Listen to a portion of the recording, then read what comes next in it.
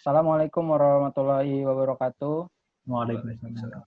Kami dari kelompok Ilham dan perkenalkan teman saya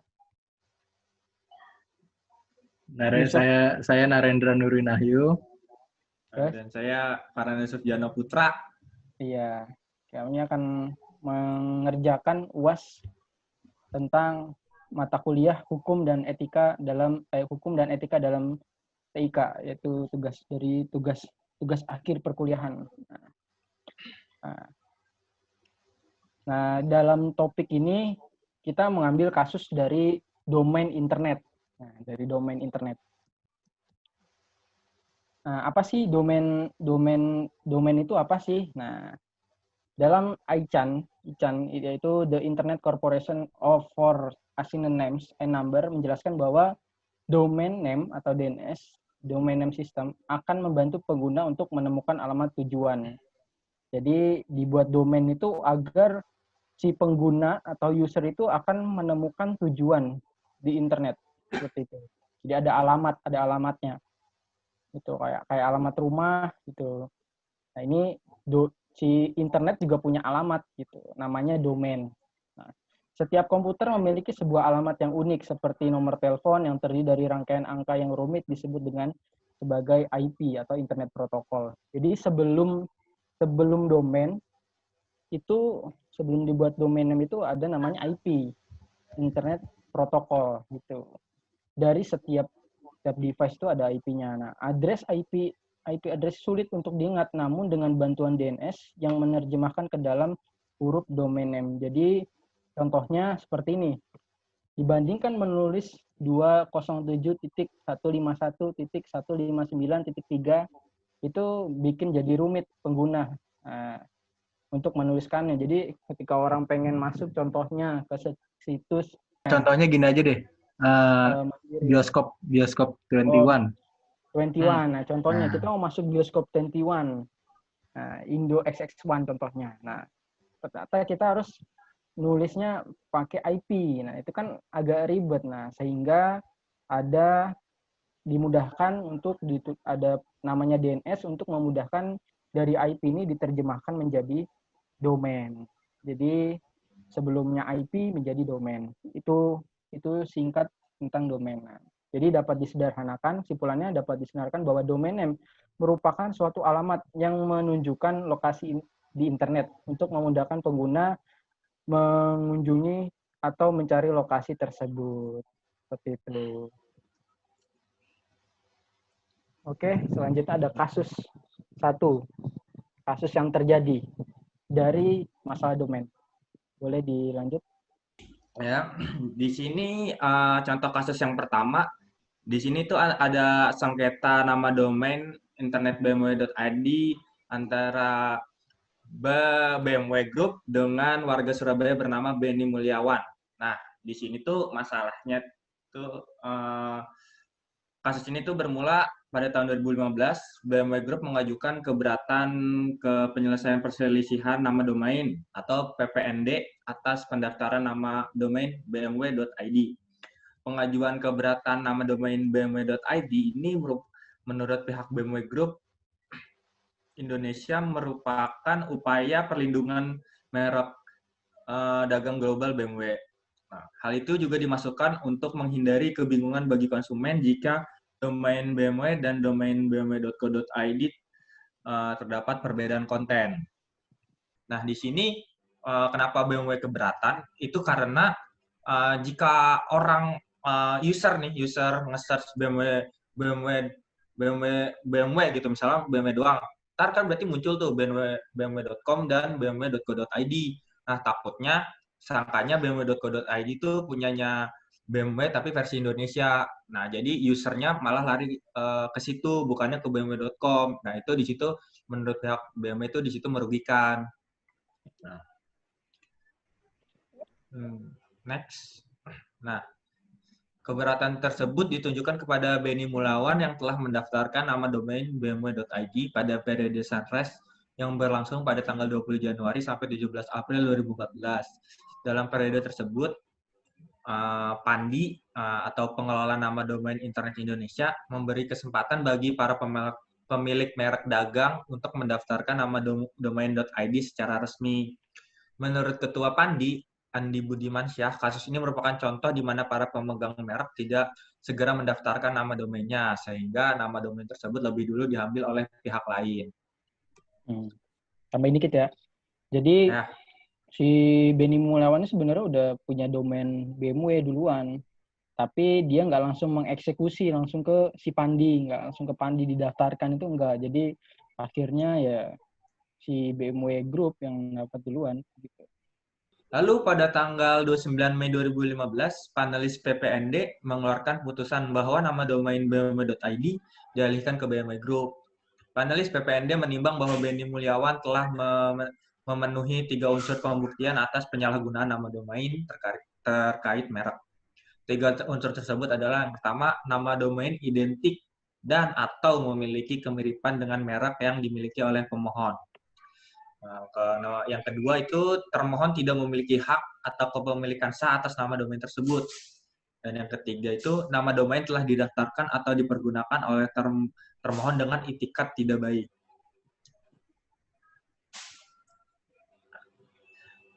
Statement tentang putusan PPND dan poin tentang syarat penggambaran nama domain. Kemudian pihak Benny merasa tidak puas dengan keputusan PPND tersebut. Dan pada tanggal 26 April 2018 membawa masalah ini ke Pengadilan Negeri Tangerang dengan menggugat Pandi atas perbuatan melawan hukum. Benny beralasan bahwa Pandi tidak memiliki kewenangan terhadap penyelesaian nama domain. Sedangkan Peraturan Perundang-undangan 82 tahun 2012, Permen Kominfo nomor 23 tahun 2013, dan SK Menkominfo nomor 806 tahun 2014 bahwa Pandi sebagai registri nama domain berfungsi dan berkewajiban untuk menyelesaikan perselisihan nama domain. Nah, hingga saat ini gugatan tersebut masih berjalan dan telah melewati tahap mediasi. Berkaca pada kasus tersebut, Andi berharap untuk semua pemegang merek untuk segera mengambil nama domain yang terkait dengan perusahaannya. Nah, oke, sekarang mulai tanggapan kami adalah dari saya dulu ya, pertama mungkin ya. Oke. Dari saya sih lebih kepada si yang punya domain ya. Kalau misalkan Anda mau membuat suatu usaha yang memerlukan domain, itu lebih baik harus segera langsung didaftarkan nama domainnya sehingga tidak terjadi bentrok seperti saat ini. Jadi lebih baik itu kalau emang udah niat dari awal tuh harus langsung aja dibikin nama domainnya. Nah, mungkin dari saya itu aja gitu. Mungkin dari saudara Ilham dan Narendra. Gue dulu ya, Ren. Iya, boleh. Ya, jadi kalau tanggapan saya, ya seharusnya sih kalau memang dia butuh suatu domain, suatu yang menjadi kekayaan intelektual atau hak apa namanya, hak cipta. Nah, maka segera dicarilah, segera didaftarkan, jangan dinanti-nanti seperti itu. Seperti kasus ini, si Benny itu dia udah punya blog duluan karena dia punya konten. Dia punya kontennya ya konten masalah dia. Ya mungkin dari motivasi dia orang sukses. Nah, si BMW ini kan mobil, jelas kontennya beda gitu. Nah, memang kalau sudah dia pengen menjadikan ini jadi hak cipta, maka segera didaftarkan kemanapun agar ini menjadi hak ciptanya dia gitu. Adapun nanti ada yang melanggar, ada yang buat sama, itu kan bakal terkena hukumnya seperti itu. Makanya ya untuk pelajaran kita jangan lalai seperti itu. Kalau memang kita ingin mendaftarkan kita itu menjadi resmi gitu, nama atau brand kita gitu, atau domain seperti itu. Itu dari saya. Nah, untuk kasus yang kedua itu ada pemalsuan pada Bank BCA. Coba next, Am. Nah, untuk di kasus ini ada seorang hacker dan jurnalis yang bernama Stephen Haryanto. Ini sengaja membuat situs asli tapi palsu. Aspal lah. Aspal, asli tapi palsu.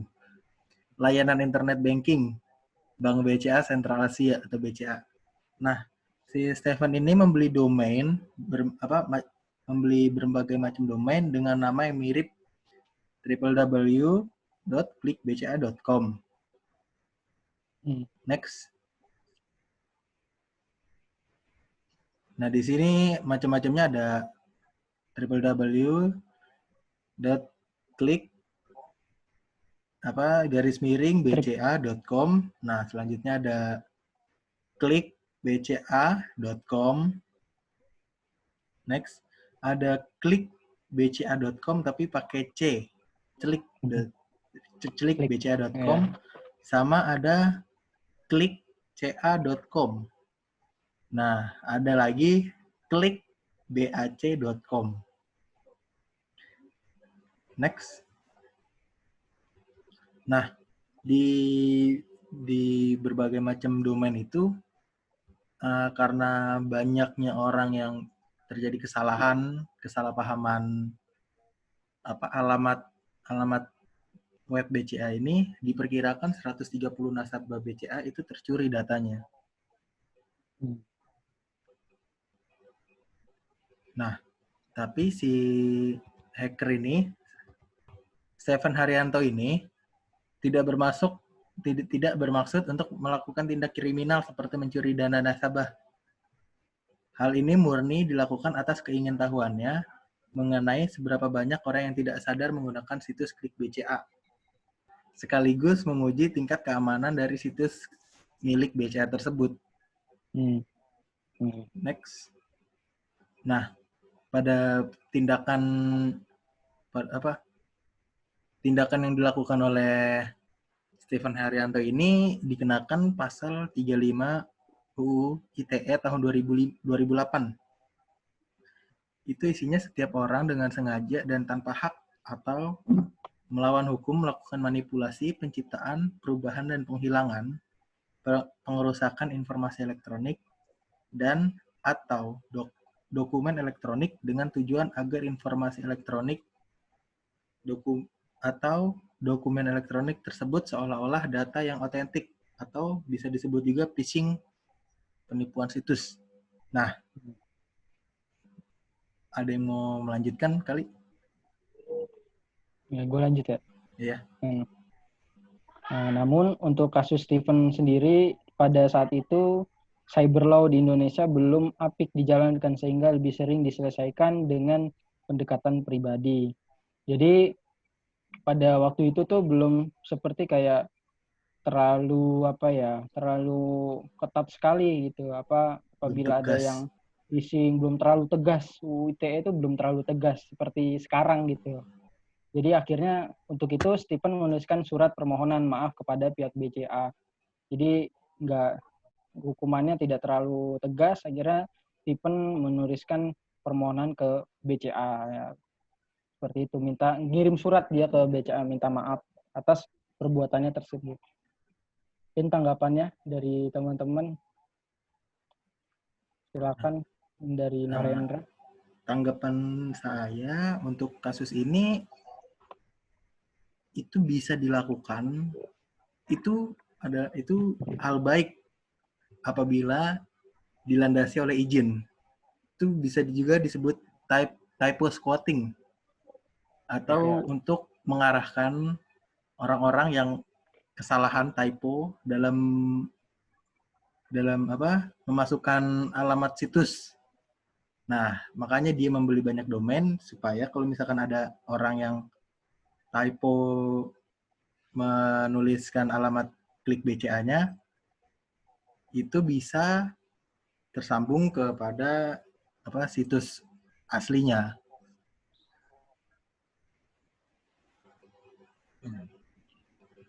Mungkin ada yang mau menanggapi, ada yang mau menambahkan. Mas Farhan. Ya, mungkin kalau dari saya sih hampir nggak beda jauh dengan Narendra. Yang pertama kan awalnya dia ini ingin eksperimen kan. Nah, mungkin lebih baik jika eksperimen tersebut tuh meminta izin kepada BCA karena itu kalau misalkan meminta izin pasti kan nguntungin dua belah pihak ya. Bisa dari si Steven. pihak Steven-nya itu dia bisa mungkin malah dapat kerjasama mungkin ya oleh pihak BCA-nya, dan BCA-nya juga pasti oh iya mungkin banyak orang-orang yang typo jadi nge-link-nya berbeda gitu. Jadi ya untuk kasus ini sih lebih baik kalau ada kasus seperti ini lagi mungkin lebih baik tuh izin dulu gitu. Kalau mau melakukan sesuatu tuh lebih baik izin dulu. Sehingga jadi gampang aja gitu, lempeng aja lurus terus urusannya. Ya, mungkin dari saya itu aja gitu, dari Saudara Ilham. Oke, sebenarnya sama sih kayak teman-teman, kayak Narendra sama Farhan. Jadi semua itu berlandaskan izin gitu. Kalau mau itu izin. Karena mencuri data juga ya termasuk hukum juga, itu termasuk data pribadi. Cuman karena niatnya baik ya tetap saja kalau emang sudah jalur yang salah, salah. Nah, cuman mungkin dari sisi BCA ya, ini kan berarti ada pelajaran. Nah, pelajarannya bisa diambil hikmah mungkin sama BCA. Dari keadaan seperti ini mungkin kan karena BCA ini kan online banking kan ya agak banyak hacker lah. Kita nggak tahu dari mana hacker. Jadi mungkin BCA selalu setiap tahun itu selalu melakukan cara mungkin diuji coba orang masuk ke situsnya BCA, mungkin jadi buat pelajaran, jadi dijadiin kompetisi mungkin untuk BCA, siapa yang bisa ngehack akun BCA nanti bisa buat pelajaran untuk BCA seperti itu. Dan tahun ini coba dibuat phishing di BCA bisa nggak gitu kan. Sekarang kan BCA sudah dibuat domainnya kan udah dihapusin, jadi ketika orang masuk ke domain-domain yang dibuat sama Steven tadi itu langsung ada tulisannya maaf Anda typo gitu. Sekarang seperti itu. Nah, tapi dibuat pelajaran untuk BCA mungkin ya seperti tadi dibuat challenge setiap tahun itu ada nggak yang bisa ngehack BCA. Jadi BCA tahu dari mana sistem ini keamanannya belum lengkap seperti itu. Harusnya seperti itu. Dari BCA itu tanggapan saya. Oh ya, mau nambahin sedikit mungkin kalau tadi Ilham dan Aren udah dari sisi si Steven dan BCA, mungkin saya pengen ngomong dari sisi hukum sedikit. Jadi mungkin lebih baik untuk kedepannya juga untuk kasus-kasus seperti ini tuh undang-undangnya harus sangat diperjelas ya supaya karena kita kan semakin tahun tuh semakin berkembang zaman, jadi pasti semakin sering juga menggunakan internet gitu. Nah, jadi ketika ada kasus-kasus seperti ini tuh tidak yang bisa dengan permintaan maaf saja. Menurut saya itu namanya kejahatan, tetap kejahatan. Jadi tidak dengan permintaan maaf saja, harus ada imbasnya karena dia berbuat sesuatu yang salah. Gitu aja sih. Yap. Cukup ya? Ada yang mau nanggepin lagi nggak? Cukup sepertinya. Saya rasa cukup. Oke, sekian presentasi dari kami masalah tentang domain. Ada kurang lebihnya mungkin kami minta maaf yang sebesar-besarnya. Wassalamualaikum warahmatullahi wabarakatuh. Waalaikumsalam warahmatullahi wabarakatuh.